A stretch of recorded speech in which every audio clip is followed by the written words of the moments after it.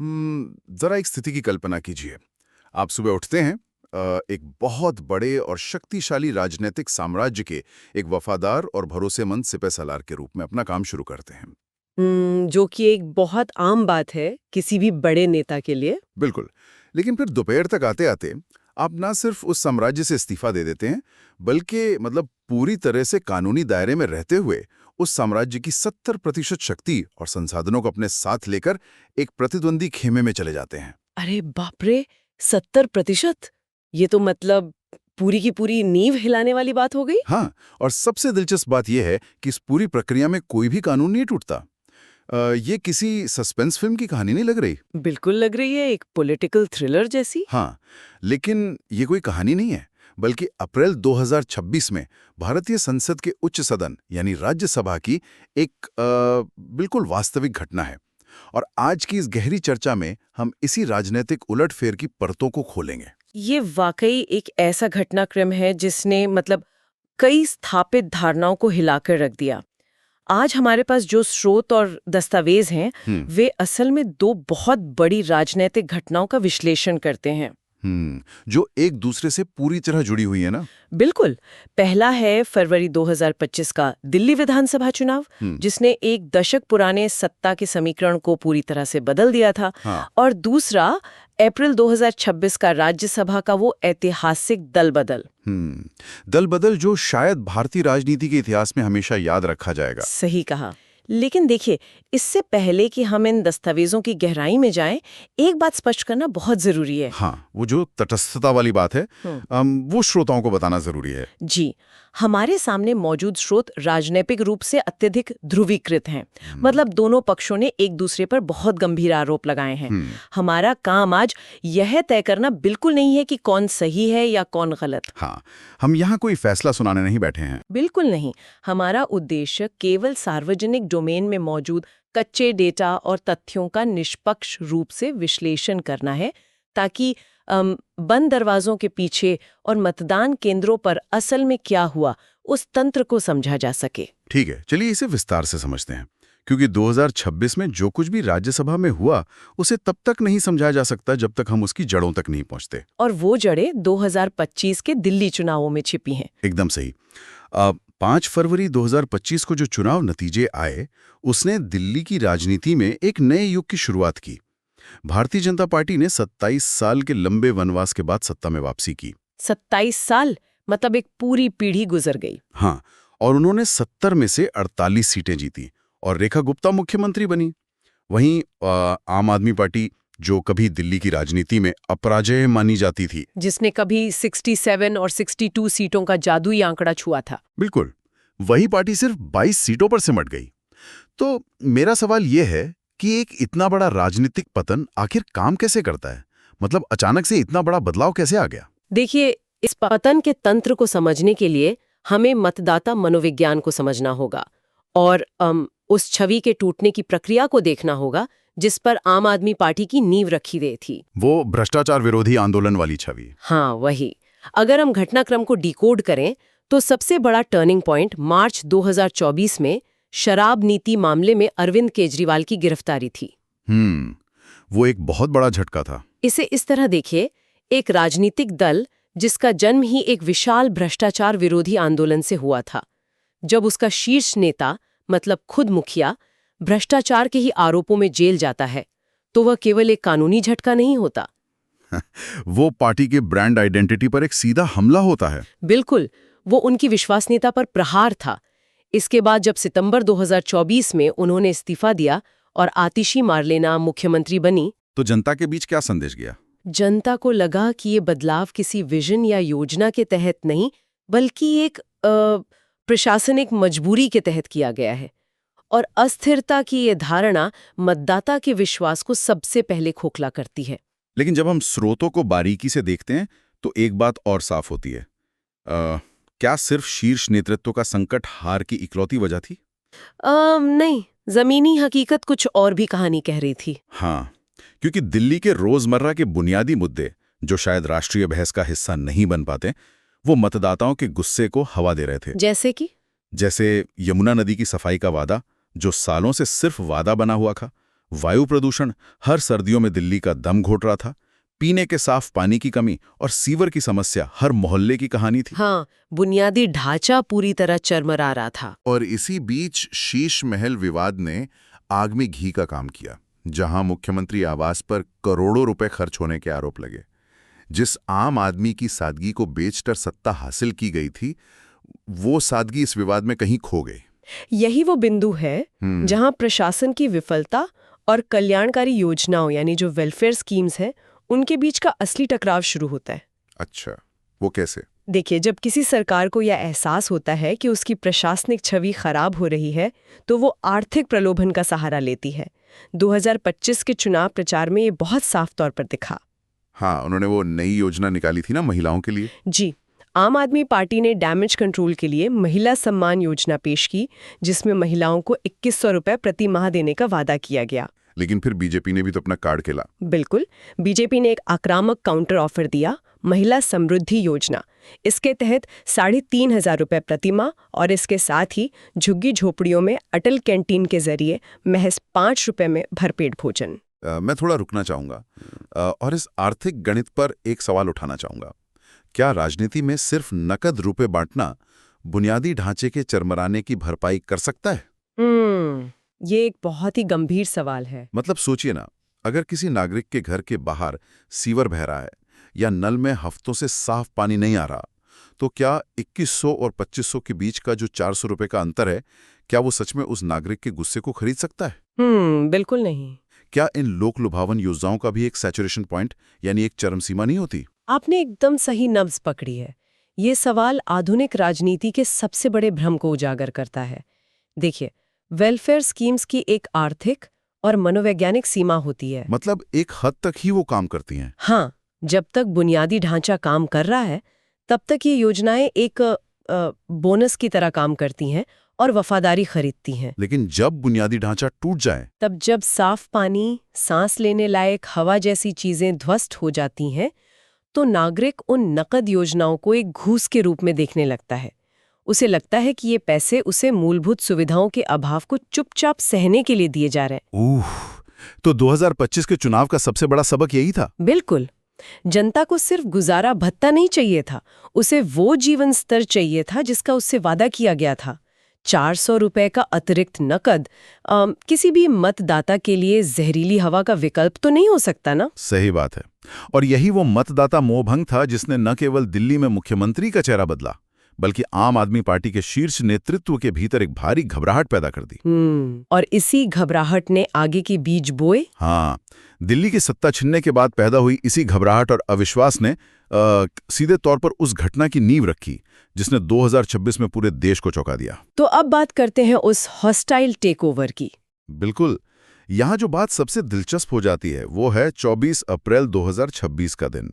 वो दिन जब राघव चड्ढा ने आम आदमी पार्टी के 6 अन्य राज्यसभा सांसदों के साथ मिलकर बीजेपी में विलय कर लिया।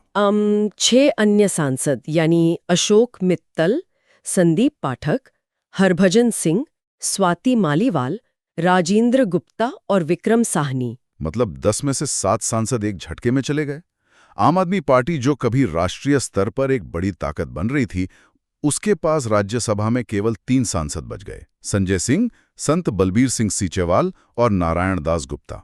इस पूरी घटना का जो सबसे दिलचस्प पहलू है ना, वो इसका कानूनी तंत्र है। हाँ, क्योंकि दलबदल कानून तो बहुत सख्त है भारत में। बिल्कुल।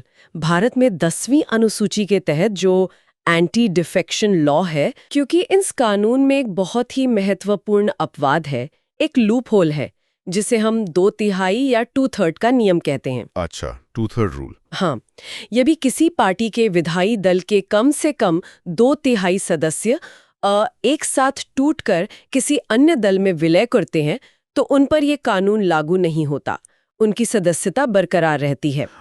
तो इसका मतलब ये कोई रातों रात लिया गया भावनात्मक विद्रोह नहीं था। 10 में से 7 सांसदों का एक साथ बाहर आना, यानी ठीक 70%, जो कि 66.6% के जादुई आंकड़े से थोड़ा ही ऊपर है। हाँ, तो ये 66.6% को पार करने की एक बहुत ही सोची समझी कानूनी रणनीति थी। मतलब अगर वे 6 होते तो वे अयोग्य घोषित हो जाते। बिल्कुल सही। इसे किसी कॉरपोरेट कंपनी के होस्टाइल टेकओवर यानी शत्रुतापूर्ण अधिग्रहण की तरह समझिए। जहां इक्विटी हथिया ली जाती है। हाँ, चड्ढा को ये एहसास हो गया था कि उनकी मूल कंपनी यानी पार्टी का भविष्य अंधकार में है। तो बजाय इसके कि वे अकेले इस्तीफा देते और अपनी राजनीतिक पूंजी गंवा बैठते, उन्होंने पूरी की पूरी बोर्ड ऑफ डायरेक्टर्स को अपने साथ मिला लिया। जी, उन्होंने अन्य 6 सांसदों को विश्वास में लिया, अपनी कंपनी की 70% इक्विटी ली और कानूनी तौर पर नॉन कम्पीट क्लॉज को चकमा देते हुए एक प्रतिद्वंदी कंपनी के साथ विलय कर लिया। क्या बात है। और इस टेकओवर का सबसे नाटकीय हिस्सा तो अशोक मित्तल की भूमिका है। स्रोतों से पता चलता है कि 2 अप्रैल को आम आदमी पार्टी के नेतृत्व ने राघव चड्ढा को राज्यसभा में उपनेता के पद से हटा दिया था। डिमोट कर दिया था। हाँ, और उनकी जगह अशोक मित्तल को नियुक्त कर दिया था। पार्टी को लगा कि उन्होंने बगावत को कुचल दिया है और एक नए चेहरे को उपकृत करके अपने खेमे को सुरक्षित कर लिया है। लेकिन राजनीति में जो दिखता है वो हमेशा सच नहीं होता। बिल्कुल, क्योंकि महज 22 दिन बाद वही अशोक मित्तल जिन्हें पार्टी ने चड्ढा के खिलाफ मोहरे की तरह इस्तेमाल किया था, वो चड्ढा के ही साथ प्रेस कॉन्फ्रेंस में बैठकर विलय की घोषणा कर रहे थे। मतलब आखिर यह संभव कैसे हुआ? और वो भी बिना किसी शोर शराबे के। हाँ, चड्ढा की तरफ से कोई शोर शराबा नहीं, कोई नाराजगी भरे ट्वीट नहीं, कोई टीवी इंटरव्यू नहीं, एकदम खामोशी। यही वो बिंदु है जहां राजनीतिक परिपक्वता और रणनीतिक चुप्पी का महत्व समझ में आता है। देखिए, जब किसी बड़े पद से डिमोशन होता है तो पहली प्रतिक्रिया अक्सर भावनात्मक होती है। इंसान गुस्सा करता है, मीडिया में बयानबाजी शुरू कर देता है। बिल्कुल। लेकिन चड्ढा ने उस डिमोशन को चुपचाप स्वीकार किया, क्योंकि उनका लक्ष्य अपना वो पद वापस पाना नहीं था, बल्कि अपनी तादाद यानी नंबर्स पूरे करना था। हाँ, तो उन्होंने अशोक मित्तल को ही अपने साथ मिला लिया। हाँ, जिस मित्तल को पार्टी नेतृत्व ने चड्ढा को दरकिनार करने के लिए चुना था, चड्ढा ने उसी मित्तल को इस टेक ओवर के फायदे समझाकर अपने साथ ले लिया। और इस बीच पर्दे के पीछे जो खेल चल रहा था, उसका सबसे बड़ा सुराग तो सुरक्षा व्यवस्था से मिला था, है ना? वो Z+ सुरक्षा वाला मामला। हाँ, पंजाब की राज्य सरकार ने अचानक राघव चड्ढा की Z+ सुरक्षा वापस ले ली और इसके कुछ ही घंटों के भीतर केंद्र सरकार ने उन्हें Z कैटेगरी की सुरक्षा प्रदान कर दी। ये तो एक बहुत बड़ा प्रशासनिक सिग्नल था। बिल्कुल, ये साफ बता रहा था कि एक समानांतर सत्ता संरचना उनका समर्थन कर रही है। लेकिन यहां मैं आपको रोकना चाहूंगा। जी, कहिए। क्या ये सब रणनीति या मास्टर स्ट्रोक कहने का एक फैंसी तरीका नहीं है, जो असल में अपना खुद का राजनीतिक अस्तित्व बचाने के लिए किया गया एक अवसरवादी दल बदल था? ये नजरिया भी काफी अहम है, क्योंकि जब एक बार ये संख्या का खेल पूरा हो गया और ये टेक ओवर सफल हो गया, तब शुरू हो बयानों और विचारधारा का युद्ध। हमें ये भी देखना होगा कि दोनों पक्षों ने इसे अपने अपने नैरेटिव में कैसे डाला। बिल्कुल। देखिए, जब कोई नेता इतने बड़े स्तर पर अपनी मूल पार्टी छोड़ता है तो उसे जनता के सामने एक ऐसा कारण पेश करना होता है जो उसे गद्दार के बजाय एक सिद्धांतवादी विद्रोही के रूप में स्थापित करे। बहुत ही सधे हुए शब्दों में कहा, मैं गलत पार्टी में सही आदमी हूँ। Right man in the wrong party. हाँ, उनका तर्क था कि जिस पार्टी को उन्होंने 15 साल पहले अपने खून पसीने से सींचा था, वो अपने मूल आदर्शों से पूरी तरह भटक गई है। उन्होंने पार्टी नेतृत्व पर सीधे तौर पर गंभीर अपराधों में शामिल होने का आरोप लगाया और कहा कि वो किसी भी हाल में इस पतन का हिस्सा नहीं बनना चाहते थे। बिल्कुल। और दूसरी तरफ आम आदमी पार्टी का नेतृत्व इस बगावत से बुरी तरह तिलमिलाया हुआ था। संजय सिंह और सौरभ भारद्वाज ने आक्रामक तरीके से मोर्चा संभाला। उनका क्या तर्क था? उनका तर्क था कि इसमें कोई विचारधारा नहीं है, ये सिर्फ और सिर्फ डर का नतीजा है। सौरभ भारद्वाज का वो बयान तो बहुत चर्चा में रहा था, जो डर गया समझो मर गया। हाँ, वो बयान काफी वायरल हुआ था। बिल्कुल। उन्होंने दावा किया कि चड्ढा जांच एजेंसियों और सत्ता पक्ष के दबाव से घबरा गए थे।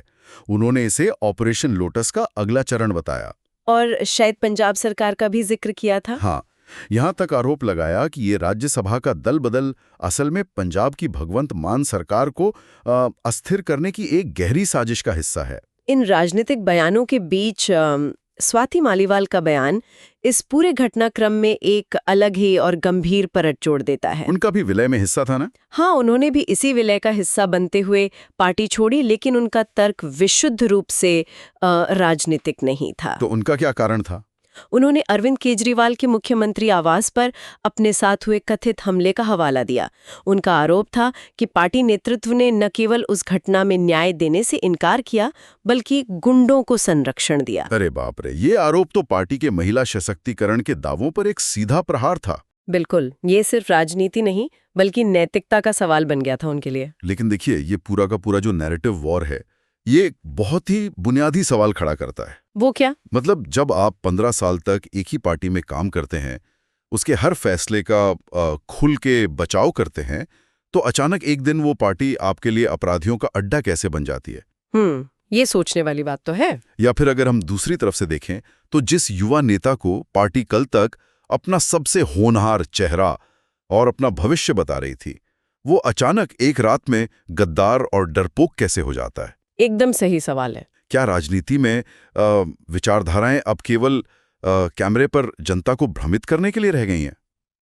क्या ये पूरा मामला विचारधारा से ज्यादा व्यक्तिगत बचाव का था? देखिए, ये एक बहुत ही कड़वी सच्चाई है जिसे स्वीकार करना मुश्किल होता है। राजनीति में विचारधारा और व्यावहारिकता अक्सर एक दूसरे के विपरीत दिशा में चलते हैं। मतलब प्रैक्टिकल होना ज्यादा जरूरी हो जाता है। हाँ, जब किसी नेता को लगता है कि उसकी पार्टी का जहाज अब डूबने वाला है, या जब पार्टी नेतृत्व किसी नेता को हाशिए पर धकेलने लगता है, तो सर्वाइवल इंस्टिंक्ट यानी बचने की प्रवृत्ति सबसे हावी हो जाती है। तो विचारधारा सिर्फ एक मुखौटा है? एक तरह से हाँ।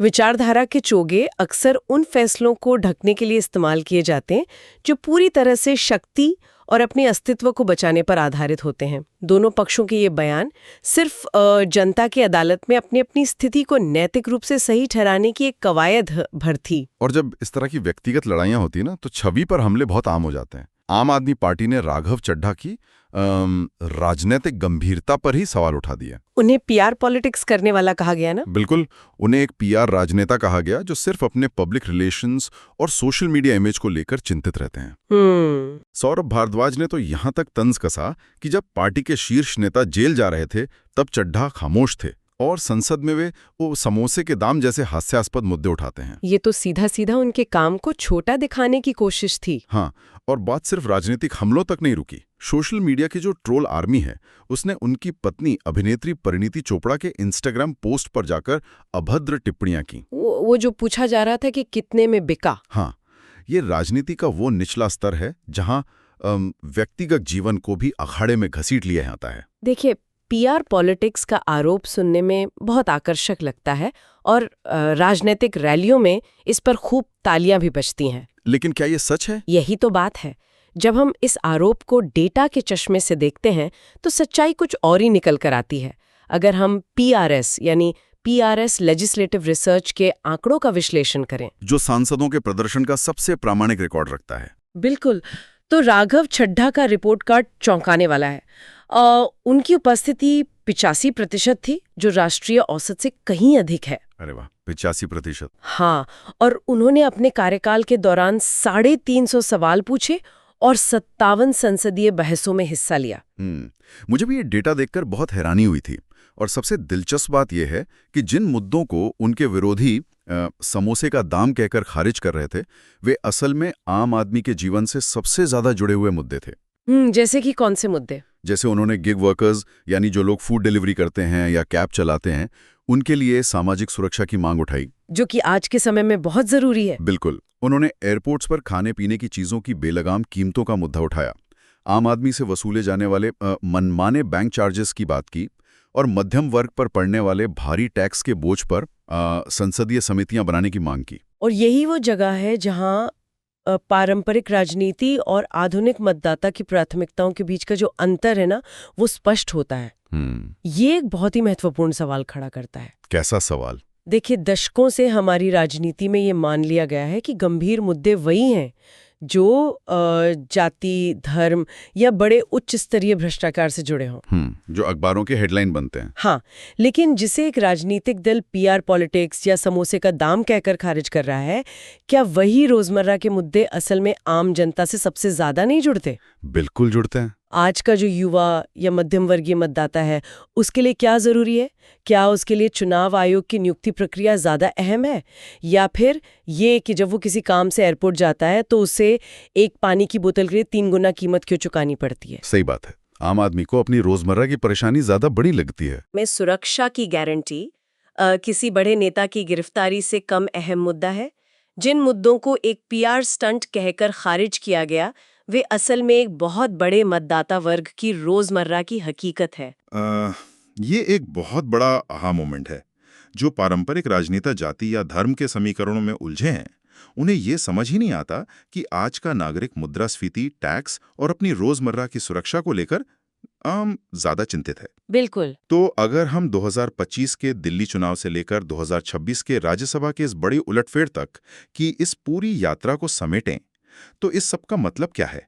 हमें क्या समझ आता है? निष्कर्ष तो काफी साफ नजर आ रहा है। हाँ, हमने ये देखा कि कैसे 2025 में दिल्ली के मतदाताओं ने ये साफ कर दिया कि जब तक आप बुनियादी ढांचा, साफ पानी और पारदर्शी प्रशासन नहीं देंगे, तब तक सिर्फ मुफ्त की कल्याणकारी योजनाएं आपकी सत्ता नहीं बचा सकती। वादों और बुनियादी ढांचों के बीच की इसी खाई ने एक बड़े राजनीतिक बदलाव को जन्म दिया। और उसी हार ने पार्टी के अंदर खलबली मचा दी। बिल्कुल।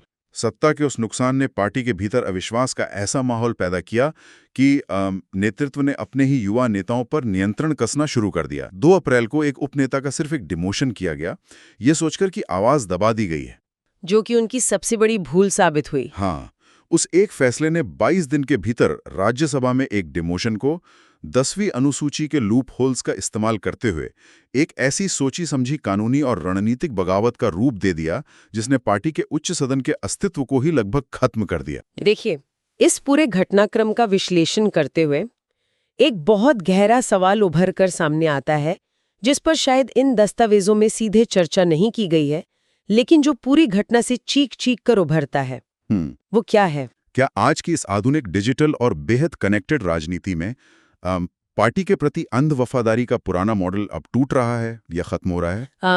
पार्टी लॉयल्टी, जी।